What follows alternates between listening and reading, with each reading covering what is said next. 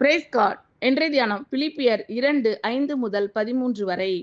கிறிஸ்து இயேசுவில் இருந்த சிந்தையே உங்களிலும் இருக்க கடவது. அவர் தேவனுடைய ரூபமாய் இருந்தும் தேவனுக்கு சமமாய் இருப்பதை கொள்ளையாடின பொருளாக எண்ணாமல் தம்மை தாமே வெறுமையாக்கி அடிமையின் ரூபம் எடுத்து மனுஷர் சாயலானார். அவர் மனுஷ ரூபமாய் காணப்பட்டு மரண பரியந்தம், அதாவது சிலுவையின் மரண பரியந்தமும் கீழ்ப்படிந்தவராகி தம்மை தாமே தாழ்த்தினார்.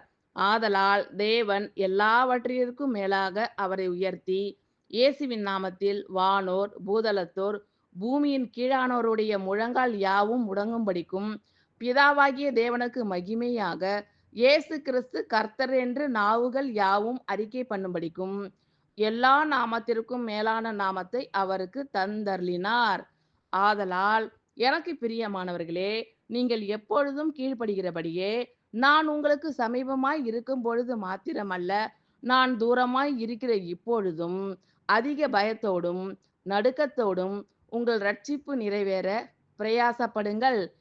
ஏனெனில் தேவனே தம்முடைய தயவுள்ள சித்தத்தின்படி விருப்பத்தையும் செய்கையையும் உங்களில் உண்டாக்குகிறவராய் இருக்கிறார். ஆமென். Thank you Lord.